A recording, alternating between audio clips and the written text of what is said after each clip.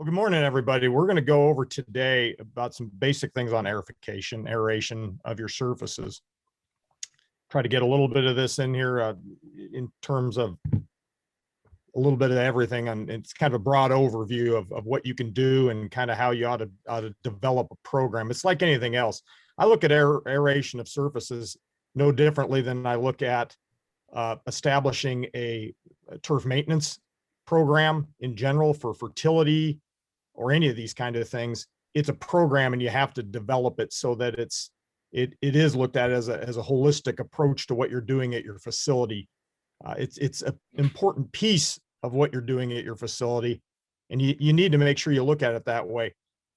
I like to sit down at the beginning of the year, whether I'm consulting on a sports field or an equine facility, whatever the case may be, and lay out a program for the entire season. That way it gives you the best opportunity to really plan ahead on what you're going to do. Most of us in the professional sports world have the advantage of having a schedule in front of us. I think it doesn't matter what you're working in. We all have a schedule that we have to deal with. So being able to sit there and plug in according to your schedule where you can fit aerification into your program, where you can fit your fertilization into your program, everything kind of goes hand in hand. So being able to do that's important. And it also gives you the ability to again, plan ahead and give yourself the best opportunity for success. So let's roll into this here and see if I can get this out of the way. What we're going to discuss today are kind of the benefits, the frequency, the tine shape, and the equipment that you really have available to you to go ahead and do your aerification procedures. General benefits of aerification. Number one, it reduces field compaction or surface compaction. That's the main thing that we're trying to do here in a lot of instances, is get that surface that's been compacted from constant use and wear, trying to loosen it up a bit, allow for increased rooting. If your surface isn't as hard, if the underlying surface isn't as hard, it's going to make it a lot easier for those roots to penetrate and do what they're supposed to do. Better roots always leads to better stability, and that's what everybody's looking for, no matter what sport you're dealing with, whether it be an equine surface, a horse track, an eventing track, or a football field for that matter. Rooting is always a good thing to have, and the more of it that you can produce out there and the deeper and stronger root structure you're able to put forward, it's always a positive thing in the world that we all work in. Increased water infiltration kind of goes hand in hand with deeper rooting. You know, the better you can get water to infiltrate that subsurface underneath your grass and penetrate down into the deeper layers, it's going to encourage those roots to seek out that deeper water and basically allow you to get a more well-developed, stronger root system in general. Increased air and gas exchange. You know, I can't emphasize that enough.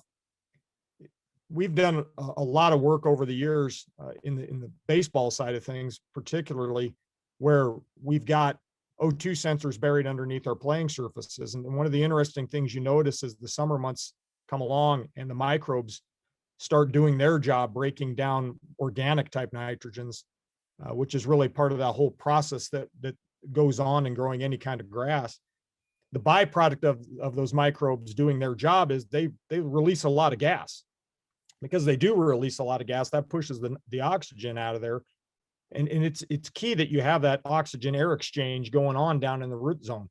A lot of us in the professional sports world use sub-air units, and we've seen a lot of that going on in the golf world as well as professional sports. We're able to actually blow air into our drainage systems and forcibly exchange that air. Probably not very realistic for most equine surfaces. Certainly not something that's going to be cost effective in most cases in your world. So the next best thing you can do is punch holes. You want to go ahead and create that channel to let that air and that oxygen air exchange occur. And aerification is simply the cheapest, best way to achieve that goal. At the end of the day, what you're going for is really to create a softer and safer surface. Talking to Dr. Peterson over the years, one of the things that we found out when it comes to equine surfaces that, you know, there's that balance between a track that's running too firm or one that's running too soft. So if you're dealing with a surface that's too firm, you have to have an effective way to loosen that thing up a bit so that the horses are able to run on it without injuring themselves and breaking down. So aerification plays an important part in allowing you to manage that surface correctly to achieve that goal of a safe surface all the time. You know, bottom line, aerification almost always leads to better grass in general. And that's really what we're looking for, is always to be able to create the best surface we can out there for the athletes. And in the case of equine surfaces, that's the horses. You know, it can be used to reduce that surface hardness in equine specific benefits. It can be used to reduce the surface hardness. It increases the grip for the hoof and the toe. We're getting into an area here that's better spoken to most likely by Dr. Peterson, but from what he tells me, you know, that's kind of the end game, what we're looking for here. And again, like I just mentioned, it gives you a tool to help adjust that firmness to a safer level.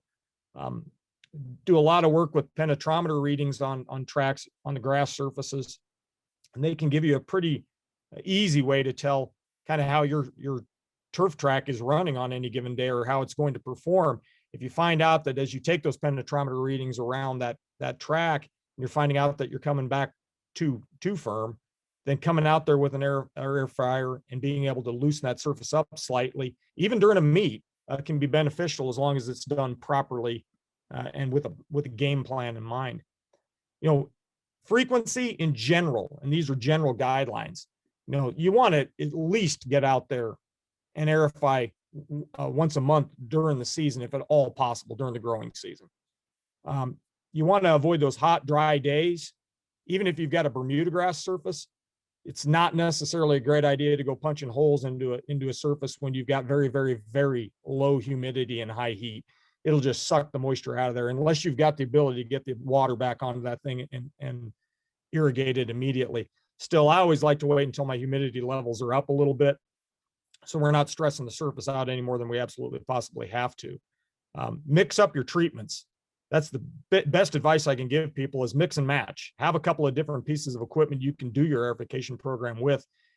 That's important. It allows you to do different things with different pieces of equipment. We're going to talk about that a little bit more as we get into this. Use a variety of tine shapes, sizes, and penetration depths.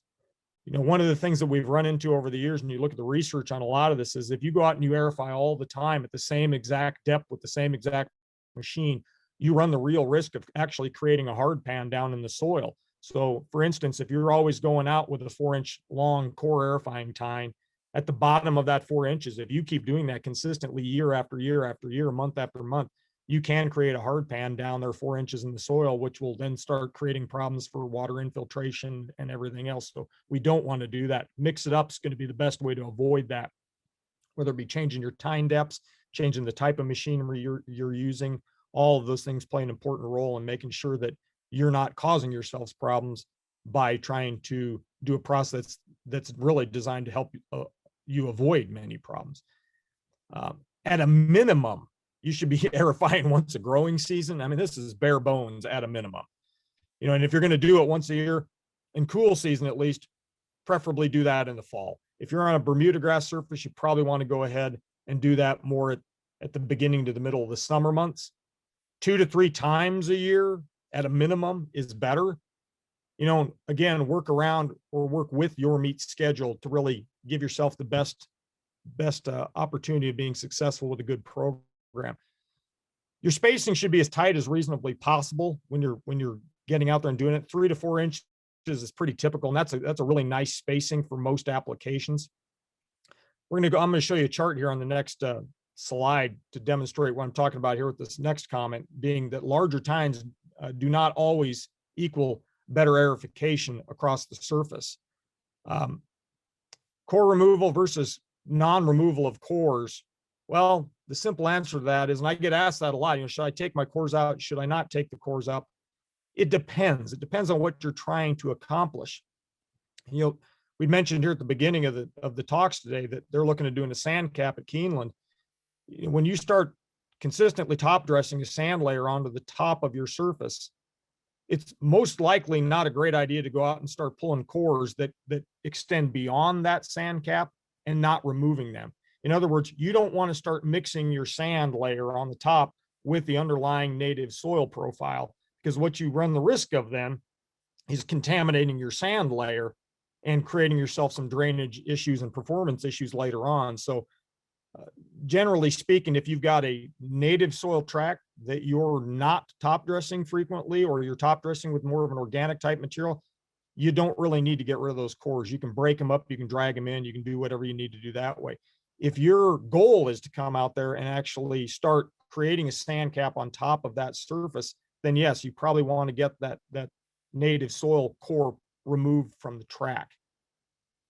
If you got a sandier, more modified growing medium, and that's what you're dealing with in general, the whole entire profile is the same medium, then you can just try to go out there and remove the little thatch layer that comes out when you run a core airifier across it if you want to, and get rid of that debris layer, and you can break the rest of the corp and let it go back down in there.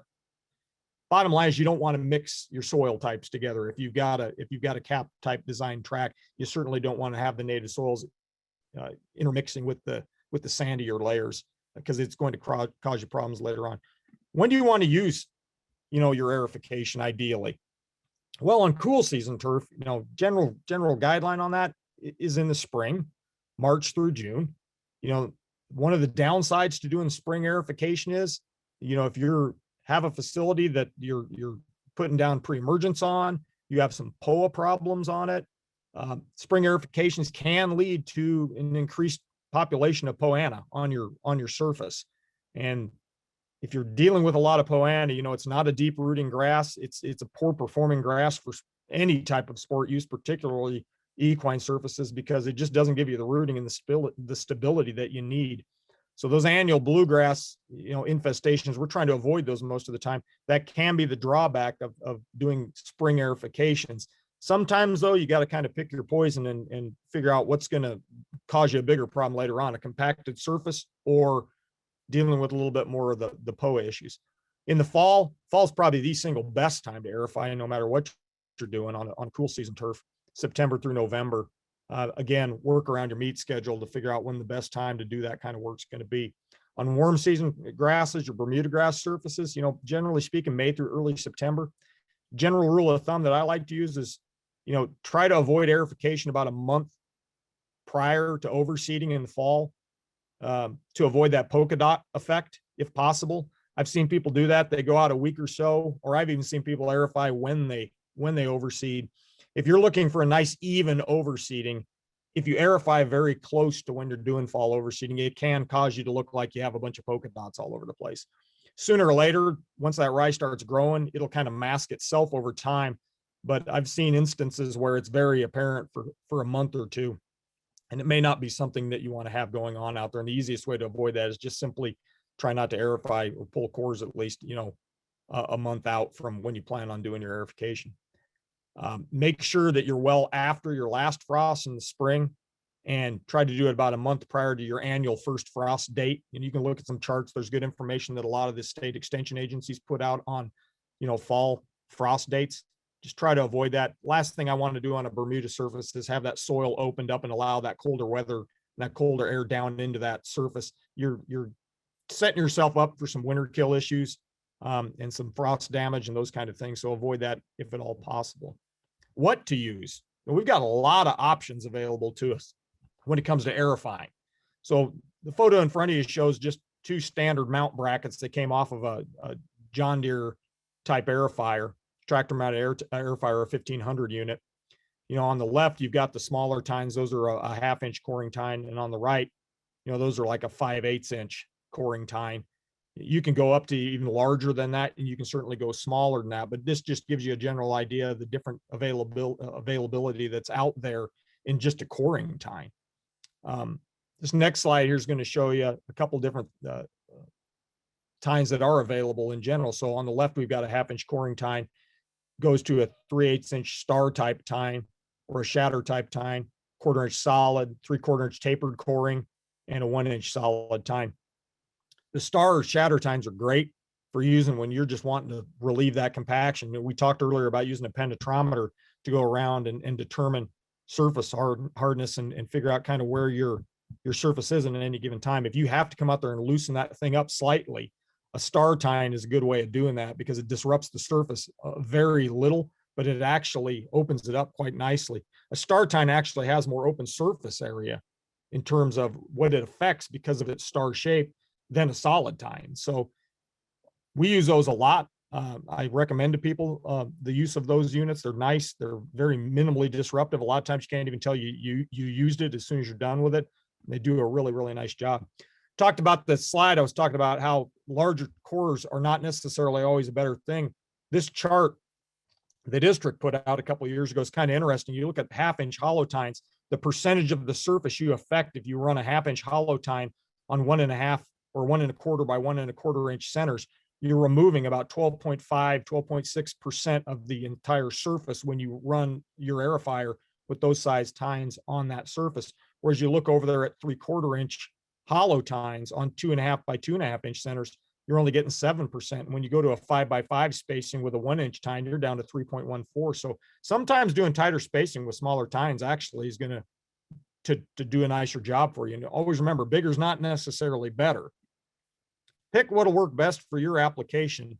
Mix up those tines and those depths each treatment to avoid a lot of the problems that you may run into when it comes to creating hard pan, things like that. Looking at equipment, there is a large variety of pieces of equipment that you can use, from the soil reliever up there in the left-hand corner to a coring type aerifier. That happens to be a walk behind greens unit, probably not something you'd use in your applications. They have larger tractor mounted ones. You know, you're doing little spot treatments, not really in your world. In the equine industry, we use that a lot in sports turf, like in front of mounds and things like that, where we're just trying to do things. You can always use the old walk-on ones. You know, you see them selling in the back of a magazine somewhere, people using their yards. But, you know, the good old Ryan type roll along core airifiers still do a pretty good job in a lot of instances. Don't be afraid to break them out if you have one. Airway units, love those things. They're great for applications on tracks. They make a large variety of different tine sizes for those things.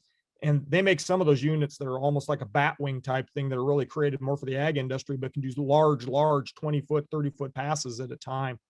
It's a vertiquake down the left-hand corner. It actually just cuts a slit, but it vibrates as it does so and opens up a lot of space down in the pores of the soil without really causing a whole lot of surface disruption.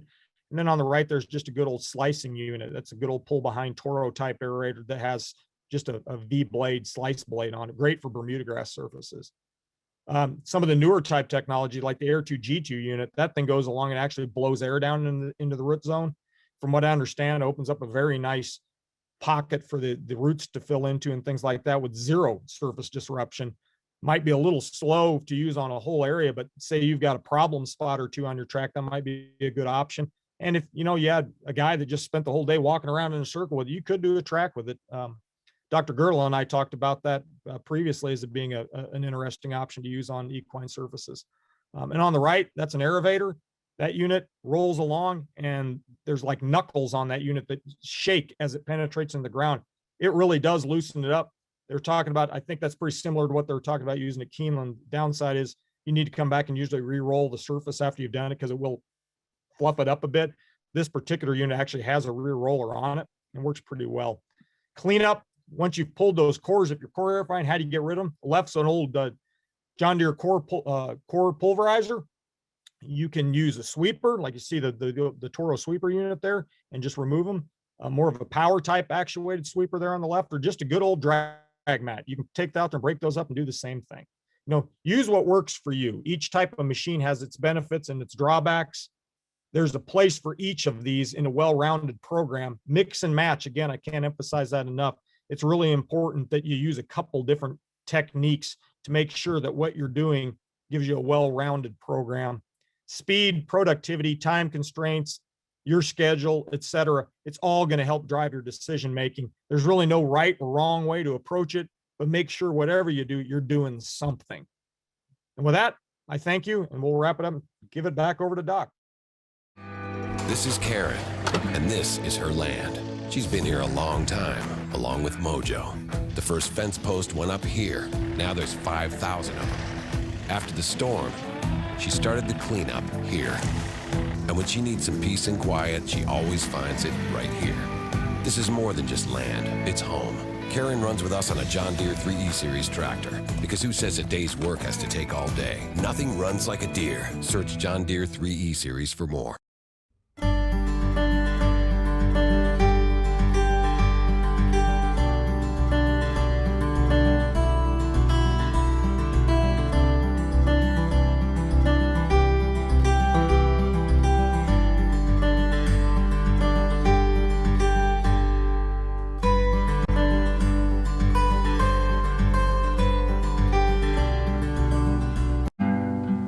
Being a teenager and in high school and middle school is not easy for girls these days. And they get to come here, spend time working around the farm, spend time with the animals, and not feel that pressure until we go to horse shows. The first time I saw this land, I was about 12 years old. I came here with an old mentor. I fell in love with it as a little girl, and I said I was gonna own it one day. My mother, when I was 4 years old, put me on a little pony walking around the zoo. That was it for me. Love at first sight. Like any kid, when I was younger, I wanted to compete more in the Olympics and go Grand Prix and do things like that. But I put that all on the side and realized I had a different agenda in life. I've taught about 800 kids in this area. A typical day starts early in the morning with feeding the horses. Then usually we clean stalls. This is a daily chore, sometimes twice a day. I'm always on the tractor, mowing, spreading things around, you name it. This is a John Deere 3025B. I love my tractor. I couldn't live without it. I like to just relax and be left alone. I call it my husband. He's very reliable, and it doesn't argue. It's so easy to use. My 68-year-old mother has never driven anything like this before, and she was scared to death of it. And once she did, she loves it. She drives it all the time for me and helps me out around the farm. Being here in Florida, we deal with a lot of hurricanes, so it can be very stressful when we're in the path of one. That John Deere helps me so much. We go around picking up debris, moving, pushing things with the bucket. I always have an average of 50 students, so whenever there's a disaster that comes around, they're always here and they're ready to work. I call all my girls my kids. They're like part of my family, and they get scholarships for riding, and so we try to keep our sport here a little bit serious but fun. We go to the horse shows. It's great for them. Good, very nice. It teaches them a lot of sportsmanship, how to be more in charge and have more self-confidence. A little stronger on that. There. The parents tell me all the time, you are such a huge influence in our child's life. I love to share my experience with these girls and be able to steer them in a better path. Everybody always asks me, how do you keep doing this? I say, just the sheer passion of it. What am I gonna do? Get a condo on the beach somewhere? I'm happier here. I'm Karen Neese, and this is my land.